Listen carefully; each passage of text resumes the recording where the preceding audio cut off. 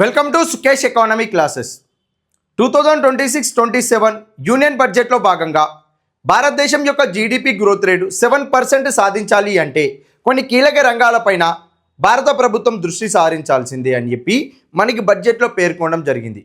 అందులో భాగంగా ఎనర్జీ విషయంలో దేశానికి కావాల్సిన శక్తి వనరులన్నీ కూడా మనము కావాల్సినన్ని శక్తి వనరులను సమకూర్చుకొని వాటి ద్వారా ప్రయోజనాలను పొందాలని చెప్పి కూడా తెలియజేశారు.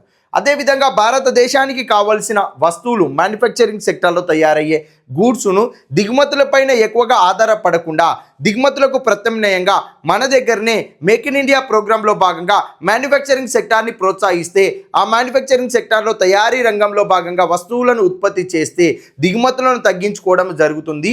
ఈ దిగుమతులను తగ్గించుకోవడం వల్ల మన భారతదేశ వృద్ధి రేటు పెరిగే అవకాశం ఉందని చెప్పి కూడా పేర్కొనడం జరిగింది. అదేవిధంగా భారతదేశంలో స్థిరత్వంతో కూడిన పరిపాలన ఉండాలి, ఆర్థిక స్థిరత్వం కూడా ఉండాలని తెలియజేశారు. ఎందుకు అనంటే విదేశీ పెట్టుబడులు భారతదేశానికి ఆహ్వానించాలి అంటే, విదేశీ పెట్టుబడులు భారతదేశానికి రావాలి అంటే ఒక గవర్నమెంట్ పర్మిషన్ ఇచ్చిన తర్వాత ఇంకొక గవర్నమెంట్ వస్తే ఆ పర్మిషన్ క్యాన్సిల్ చేసే అవకాశం ఉంటుంది. ఇలా స్థిరత్వంతో కూడిన పరిపాలన ఉంటే అనగా లాంగ్ టర్మ్ కూడా ఒకే గవర్నమెంట్ రూలింగ్లో ఉంటుందనే ఒక క్యాపబిలిటీని స్థిరత్వాన్ని మనం మెయింటైన్ చేస్తే విదేశీ పెట్టుబడులు భారతదేశానికి ఎక్కువగా వచ్చే అవకాశం ఉంది.